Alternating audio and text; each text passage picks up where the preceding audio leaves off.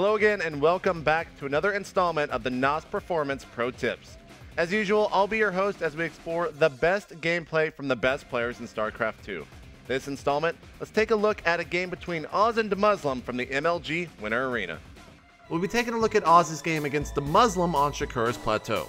In the opening of this game, Oz does a light contain and takes an early third. I'll show you guys how he gets there, as well as some subtle yet effective tactics Oz utilized after that. Let's go ahead and jump straight into this gameplay. Start things off by making your pylon at 9, just as you always would. Go ahead and make your first gateway at 11. It's a little bit earlier than you guys are probably used to, but once you see what Oz does with it, it'll definitely pay off. Of course, start your assimilator on 13 as usual. Make your second pylon around 14/15 supply. And when your assimilator finishes, go ahead and put 3 probes in it. Now, you'll see here, as soon as the gateway finishes, he immediately produces a zealot and chrono boost it, and rallies it over to his opponent's base. He's using this zealot to try to put some pressure on his opponent before he gets his expansion up. Zealot's going to get in and do some pressure, but you will notice that SCVs were pulled here, and that's the big thing.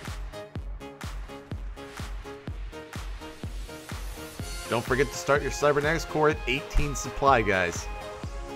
Start a third pylon right at 23 supply. Go ahead and throw down your natural nexus around 30 supply. Go ahead and add on your second gas around 32 supply, as well as a second and third gateway around 34 and 35 supply. Chrono Boost mainly probes at this point in the game. You really want to be able to have that huge economic boost from your opponent. Transfer over some probes right around 42 supply when that nexus finishes, and get ready to make your third nexus in just a little bit.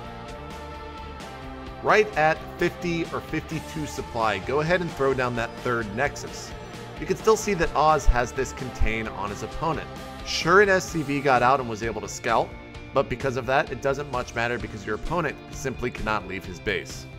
Right around 60 or 62 supply, go ahead and add on your third and fourth assimilator, and go ahead and start a Forge and a Twilight Council for those all-important upgrades. Make sure not to overstay your welcome outside your opponent's base. Sometimes if he has a stem time, he can simply come out and destroy your entire force. Go ahead and start the Blink upgrade, as well as +1 weapons upgrade around 71 supply. Look at the force fields that Oz simply threw down. He's making sure that he can keep his distance from as many Marines as possible, but still able to deal damage with his own sentries and stalkers, and he completely obliterates that force with a smaller force of his own.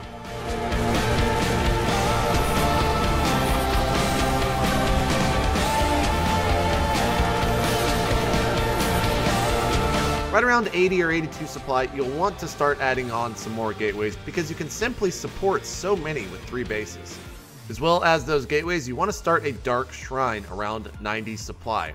We can see here as Oz approaches 100 supply, he's up to a total of 8 gateways. He's also adding on a second Forge to get more and more upgrades. Now here are those DTs I was talking about, guys.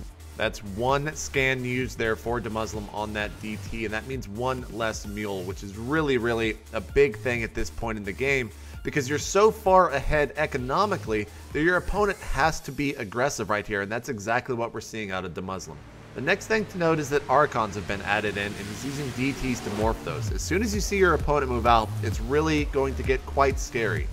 Oz does have the smaller army here, but watch how he engages this fight. You can see that he moves his stalkers to the back, zealots in the front, and sentries somewhere in between, and he really utilizes force fields in this fight to split the armies.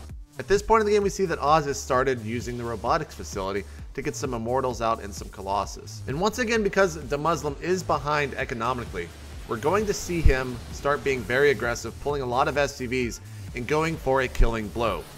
Really comes down to Oz holding here, and as you guys can see, it was very close, but Oz was able to do it and take the series 2-1.